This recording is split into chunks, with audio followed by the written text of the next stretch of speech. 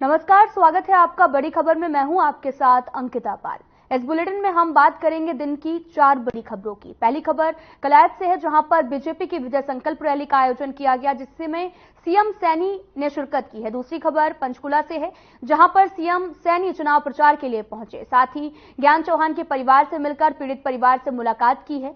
तीसरी खबर झज्जर से है, जहां पर दिल्ली के सीएम अरविंद केजरीवाल को जमानत दिए जाने के फैसले का राज्यसभा सांसद दीपेंद्र हुड्डा ने सुप्रीम कोर्ट के फैसले का स्वागत किया है। और चौथी खबर झज्जर से है, जहां पर नफे सिंह राठी हत्याकांड की जांच सीबीआई ने तेज कर दी है।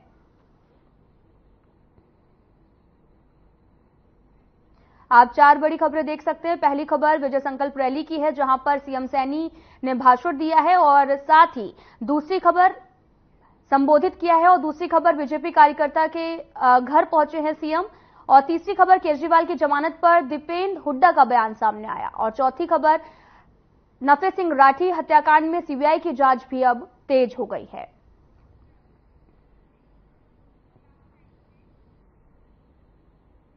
तो पहली खबर का रुख करते हैं। पहली खबर कलायत से है, जहां पर बीजेपी की विजय संकल्प रैली हुई, जहां पर उम्मीदवार नवीन जिंदल के समर्थन में सीएम नायब सिंह सैनी को आपको बताते चले कि पगड़ी पहनाकर उनका जमकर स्वागत किया गया। मुख्यमंत्री ने रैली को संबोधित किया। इस दौरान नायब सैनी ने कहा कि इतनी भारी संख्या में आने के लिए आप सभी का आभार है। अपना आशीर्वाद नवीन जिंदल को दीजिए, मैं आपसे आशीर्वाद मांगने आया हूं। साथ ही सीएम ने विपक्ष पर निशाना साधा और कहा कि गली गली में शराब बेचने वालों से बचाना है। उसी को पढ़ करके इसने बोल दिया, भाइयों बजट हमारा कम है और जो देने वाला है वो ज्यादा है, परंतु देना तो कुछ भी नहीं है, खाली बोलना ही है और बोल करके वोट लेने का काम करते हैं। इस बात को भी हमने समझना है। भाइयों, ये झूठ बोल करके लोगों को बरगलाने का काम करते हैं। भाइयों, मैं ये कहना चाहता हूं, इन 10 वर्षों के अंदर जो नरेंद्र मोदी जी ने काम किए हैं, इस देश की मजबूती के लिए, इस देश को आगे बढ़ाने के लिए हम देखते हैं इन्हीं 10 वर्षों में। भाइयों, ये 4 लाइनिंग रोड जो अंबाला से लेकर के सीधा ये आपके कलायत से होकर के हिसार राजस्थान को जाती है, ये भी बनवाने का काम इन 10 वर्षों में नरेंद्र मोदी जी ने किया है। भाइयों, चाहे इस्माइलाबाद से लेकर के नारनौल, जयपुर सीधा बम्बे को जोड़ने वाला ग्रीनफील्ड एक्सप्रेसवे, ये भी बनाने का काम इन्हीं 10 वर्षों में नरेंद्र मोदी जी की सरकार ने किया है। और भाइयों, चाहे हमारे कैथल के अंदर मेडिकल कॉलेज वो गति से बन रहा है, उसको भी बनवाने का काम ये हमारी सरकार ने किया है।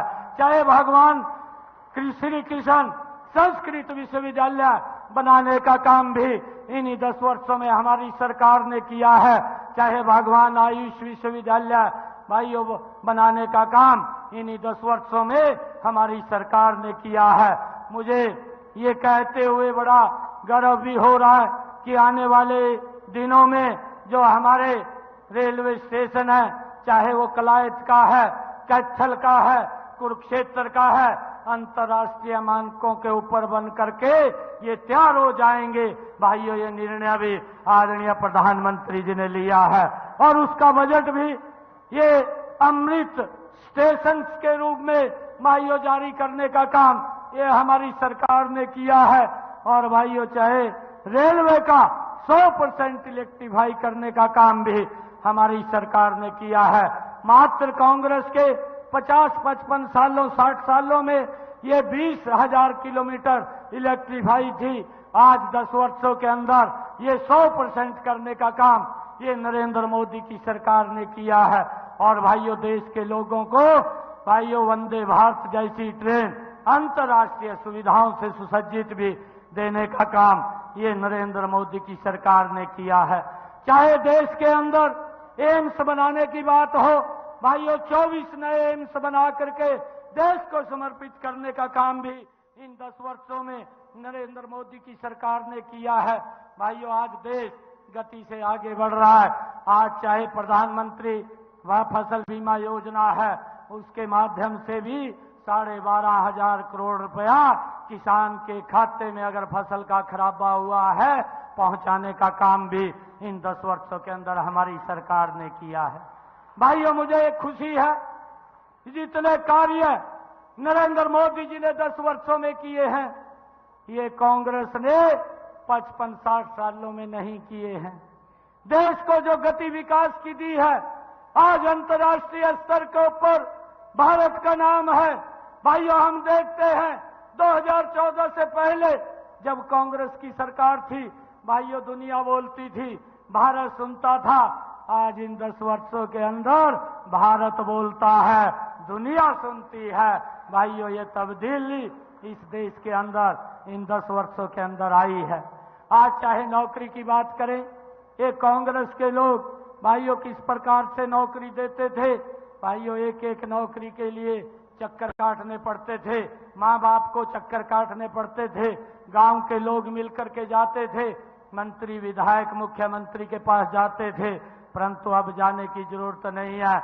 मुझे खुशी है कैथल का एक भी ऐसा गांव नहीं है जिस गांव के अंदर से इन 10 वर्षों के अंदर भाइयों 200 से 350 से लेकर के 300 तक बच्चे बिना पर्ची बिना खर्ची के हरियाणा सरकार के अंदर लगे हैं। और भाइयों, इन्हीं 10 वर्षों के अंदर यह भी खुशी है, गरीब का बच्चा SC/SC भी लग गया, IAS भी लग गया, IPS भी लग गया, जो कल्पना से परे की बात है, बिना पर्ची बिना खर्ची के हरियाणा सरकार में लग गया। भाइयों, ये कमाल अगर हुआ है, ये इन्हीं 10 वर्षों के अंदर हुआ है, इस बात को भी हमने समझना है। मैं आप लोगों से एक बात कहना चाहूंगा कि अब ये जिम्मेवारी आदरणीय नरेंद्र मोदी जी ने, आदरणीय अमित शाह जी ने, आदरणीय जगत प्रकाश नड्डा जी ने, आदरणीय ठाकुर राजनाथ सिंह जी ने और आदरणीय मनोहर लाल जी ने अब ये जिम्मेवारी मेरे को दी है। हरियाणा को आगे बढ़ाने की जिम्मेवारी।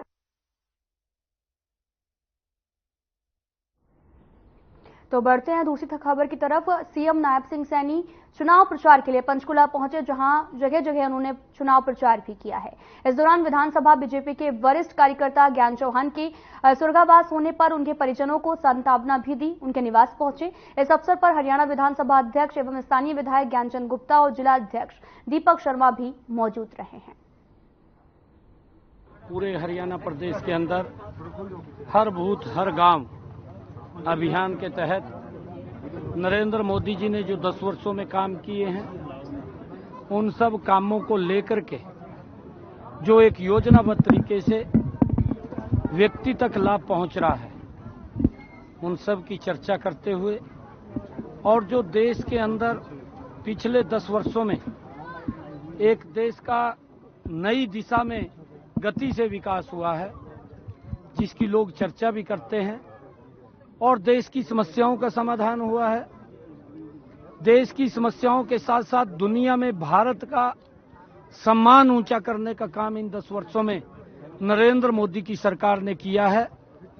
आज ये इस महासंपर्क अभियान के तहत जिसका शुभ आरंभ हो रहा है, हर बूथ हर घर हमारा सभी कार्यकर्ता, जो बूथ का कार्यकर्ता है, हमारा पन्ना का कार्यकर्ता है, हमारा मंडल का कार्यकर्ता है, हमारे मोर्चों के कार्यकर्ता है, मोर्चों के साथ हमारा जिला का कार्यकर्ता है, हर कार्यकर्ता आज से घर घर जाकर के एक एक व्यक्ति से मिलकर के, परिवार में मिलकर के मोदी जी को बड़े मैंडेट के साथ तीसरी बार प्रधानमंत्री बनाने का काम करेंगे। आज देश में, प्रदेश में लोगों में नरेंद्र मोदी जी की सरकार के प्रति एक बड़ा उत्साह है, जोश है।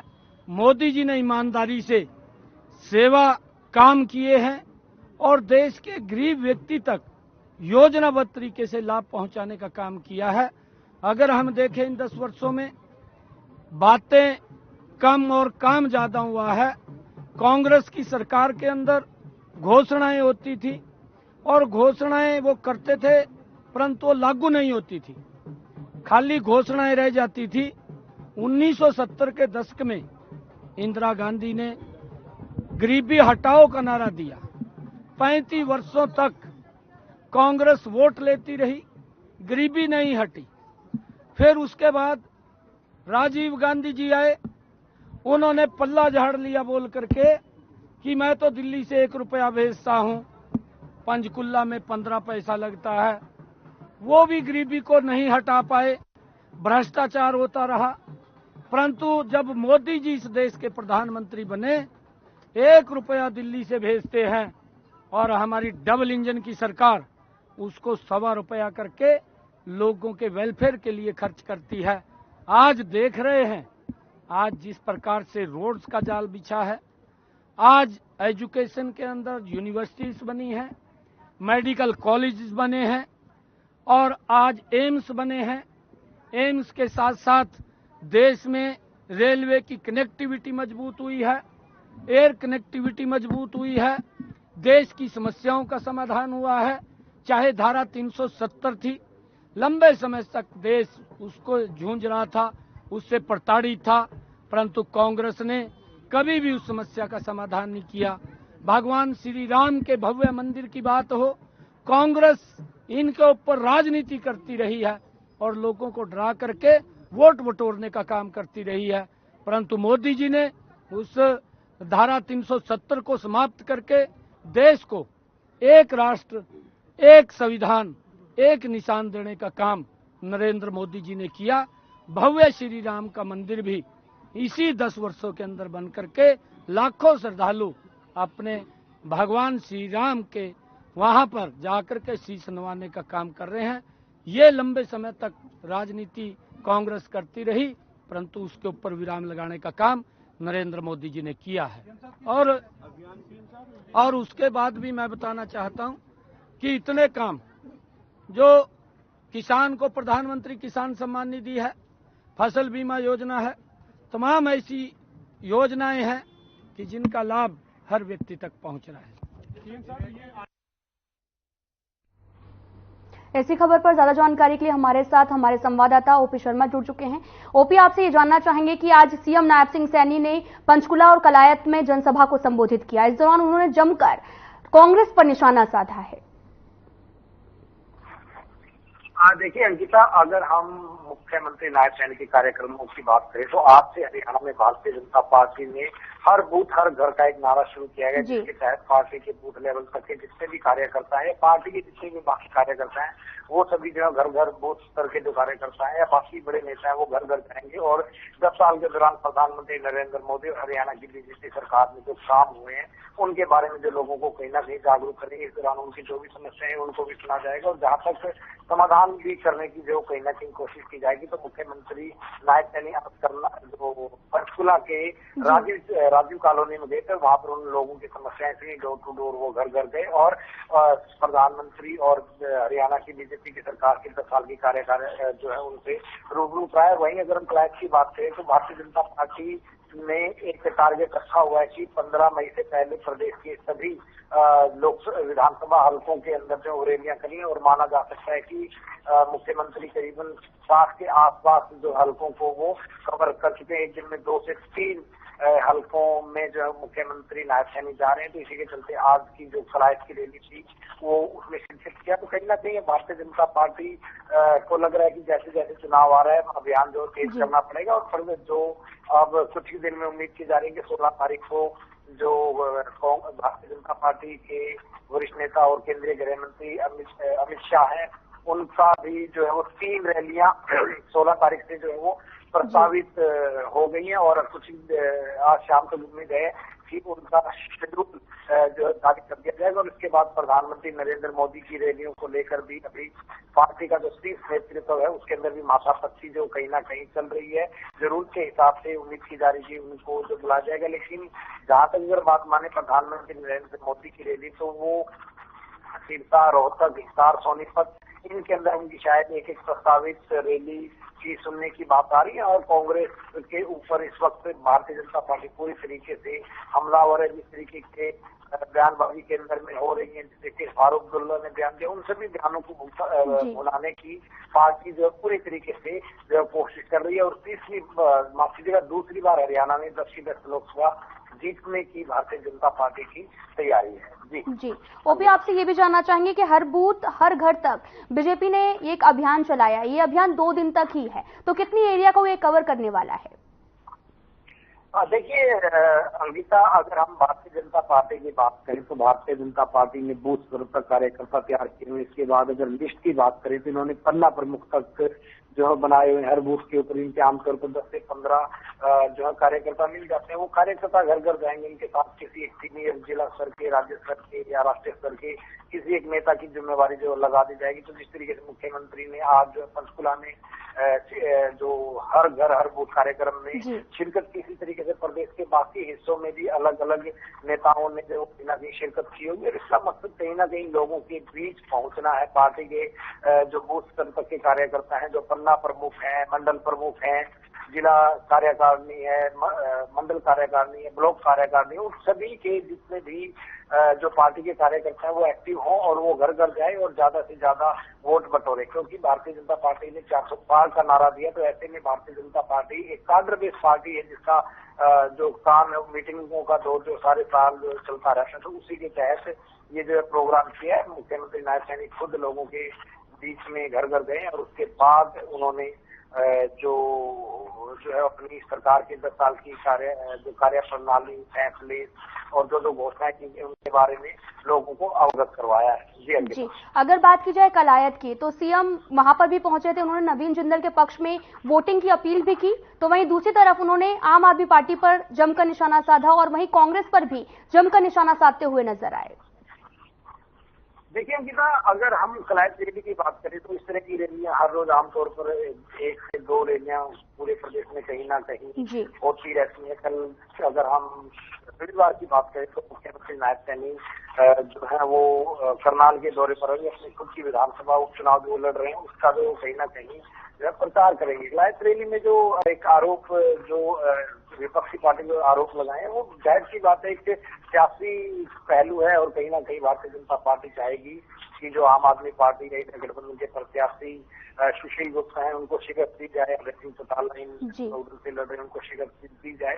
तो एक सोची समझी रणनीति के तहत जो है रैलियां और वो किए जा रहे हैं। हालांकि तेज गर्मी के बावजूद भी, मैं ये नहीं कहूंगा तेज गर्मी के बावजूद भी भारतीय जनता पार्टी की रैलियों में जो भीड़ आ रही है, लेकिन बाकी पार्टियों के कार्यक्रम भी जो है वो काफी मजबूत तरीके से चल रहे हैं। हरियाणा की सीटों की बात करें तो कई जगह पर तिकोने मुकाबले भी जो है वो देखने को मिले। ये नहीं कि भारतीय जनता पार्टी या कांग्रेस के बीच में सीधा सीधा मुकाबला है। अगर हम हिसार की बात करें तो तिकोना मुकाबला दिखाई दे रहा है, करनाल की बात करें तो वहां पर भी तिकोना मुकाबला, कुरुक्षेत्र की बात करें तो वहां पर भी तिकोना मुकाबला जो कहीं ना कहीं दिखाई जो है वो दे रहा है। तो ऐसे में जो एक बड़े धुरंधर से एक लंबे समय से जो चुनाव लड़ रहे थे प्रत्याशी, शायद उनको लगता था कि प्रधानमंत्री नरेंद्र मोदी के नाम पर उनको जो है वो बीजेपी के जो सांसद सोचते थे कि उनको वोट मिल जाएंगे, तो ऐसा नहीं है। सबको जमकर पसीना जो है फील्ड में बहाना पड़ रहा है। लेकिन अब देखिए लोकतंत्र है, फैसला जनता ने करना है और 25 मई को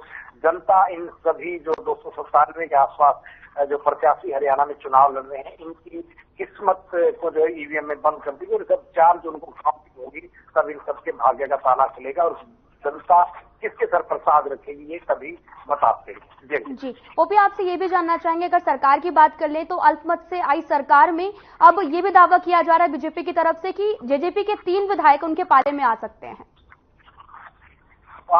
देखिए अंकिता, ये एक सियासी गेम होता है और सियासी गेम में सब कुछ अपने नफा नुकसान देखकर करते हैं।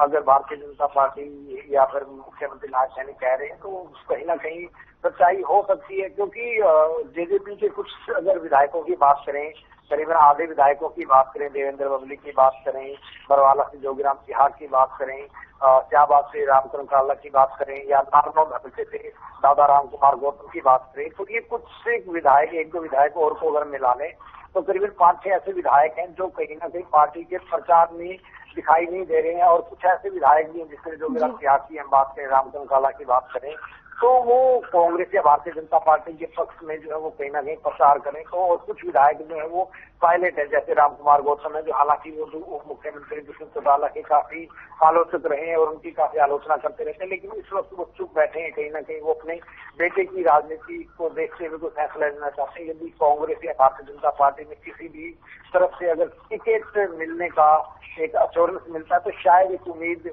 की जा रही है कि दादा गौतम के रुख का स्पष्ट जो है पता चल जाएगा। लेकिन अभी भी अगर हम सियासी नफा नुकसान की बात करें तो दोनों तरफ से एक तरह से जो है वो आरोप प्रत्यारोप जो है वो लगाए जा रहे हैं। भारतीय जनता पार्टी के एसपी के पास पर्याप्त बहुमत वो हासिल कर लेंगे, जेजेपी से क्रॉस वोटिंग करा देंगे। कांग्रेस के भी कुछ विधायक जो है वो शामिल है। ये पूर्व मुख्यमंत्री जो मनोहर लाल थे, उनका सिरसा में कहना था कि जो कांग्रेस है वो अपना गणित ना देखे, दूसरे के गणित को भी समझने की जो कहीं ना कहीं कोशिश करे। इस तरह की बयानबाजी आ रही है, लेकिन इन सभी के उलट अगर हम बात करें तो इस बयानबाजी और इस दावे पर आरोप से जो कुछ नहीं होना, क्योंकि फैसला जो है वो संसद विधानसभा के पटल पर होगा। मेजोरिटी जो फ्लोर के ऊपर ही होगी। सुप्रीम कोर्ट में साफ ये लिखा हुआ है कि किसी भी सरकार को अगर कोई राज्यपाल बर्खास्त करता है और किसी भी तरह की इनको शंका लगती है तो पहले जो फ्लोर टेस्ट कराया जाए। तो संविधान राज्यपाल को नैतिकता, अनैतिकता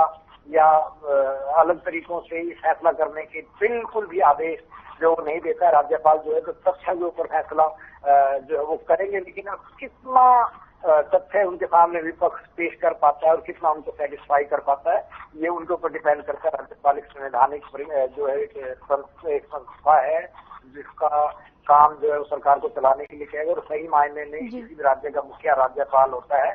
लेकिन राज्यपाल जो है वो कैबिनेट की सलाह से काम करता है और कैबिनेट विधानसभा के प्रति जिम्मेवार होती है और कैबिनेट में जो सदस्य आते हैं, जो विधायक आते हैं, उनको जनता चुनाव कर जो उनका जो है वो कहीं ना कहीं वोट डालकर चयन करते हैं। तो ये हमारे देश की चयन प्रक्रिया, एक सरकार चलाने का लोकतंत्र के अंदर जो सिस्टम बना है, गणतंत्र, गणों का तंत्र जो बना है, उसका एक काम करने का तरीका है। लेकिन उससे बाहर जो अगर विपक्ष बोल रहे हैं, सरकार बोलते तो वो बोल सकते हैं, क्योंकि संविधान उनको बोलने की जो कहीं ना कहीं आजादी जो है देता है। लेकिन फैसला फ्लोर टेस्ट पे होगा और उससे पहले राज्यपाल तथ्य देखेंगे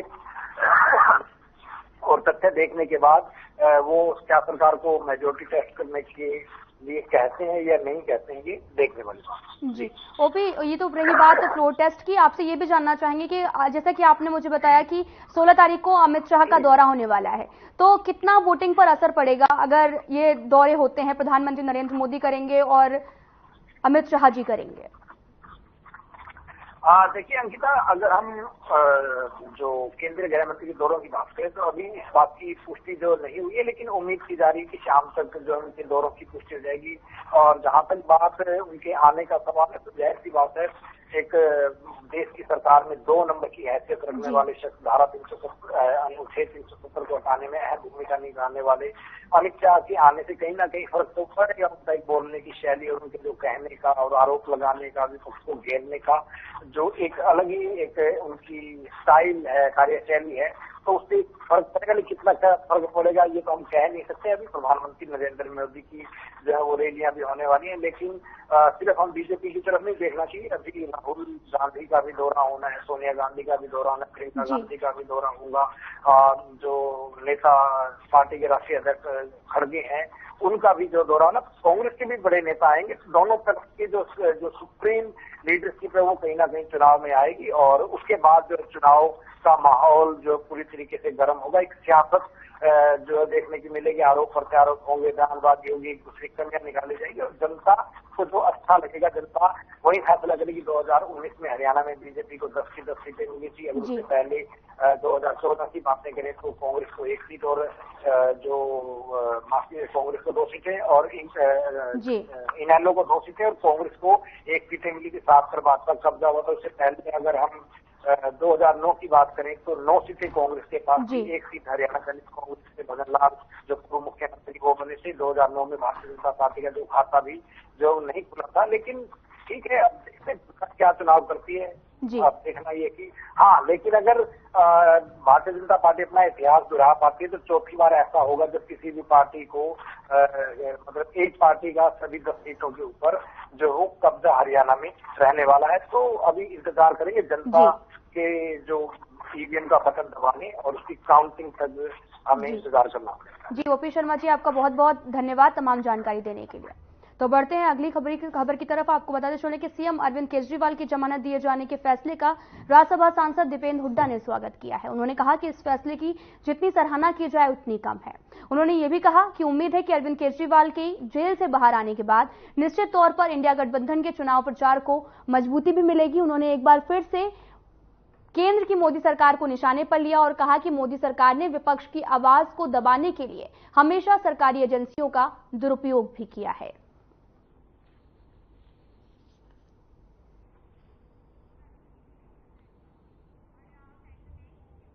तो बढ़ते हैं आगे। इनेलो प्रदेश अध्यक्ष नफे सिंह राठी हत्याकांड की जांच तेज हो गई है। सीबीआई की डीआईजी लवली कटियार के नेतृत्व में एक बार फिर से सीबीआई की टीम बहादुरगढ़ पहुंची, जहां पर बरही फाटक के पास नफे सिंह राठी की ताबड़तोड़ गोलियां मारकर हत्या कर दी गई थी। उसी वारदात स्थल पर सीबीआई की डीआईजी ने मुआयना भी किया। टीम ने जिस गाड़ी में नफे सिंह राठी की गोलियां मारकर हत्या की थी उस गाड़ी का निरीक्षण भी किया गया और इसके बाद में आपको बताते चलें कि वारदात के समय प्रयोग में लाई गई i-20 गाड़ी की जांच भी सीबीआई की टीम ने जो है वो आधा दर्जन से ज्यादा सदस्यों ने गहनता से की है। सूत्रों की माने तो सीबीआई इस मामले में जल्द ही कोई बड़ा खुलासा करने वाली है। टीम के साथ कुछ अहम सुराग वीडियो लगे हैं जिनके आधार पर मामले की जांच के दायरे को बढ़ाया जा सकता है।